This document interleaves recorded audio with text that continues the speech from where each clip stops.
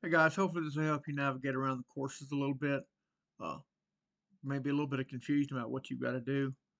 So we've got one course that here is called TCAT Unicoi Winter 2025. TCAT calls it Spring 2025, but regardless, that's where all of your assignments will be made from as far as to tell you what you've got to do. Now there'll be assignments in other courses that will have to be completed, but those individual courses will be graded separate and you'll still have to do the assignments in there. They will be linked though from this course right here. So when I open up that course, for example, for what we did last week, uh, read worker characteristics outline.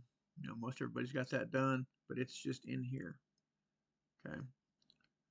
However, these assignments here, like this Friday assignment 1, cutting skills, there's an assignment here in this course, but all that you've got to do is tell me that you've got this specific assignment here where my mouse cursor is pointing done.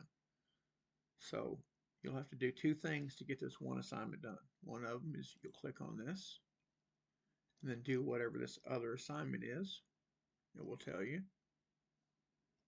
Then after that's done, you can go back to this assignment that said complete the assignment at this link. Okay, and then upload text telling me where it's completed.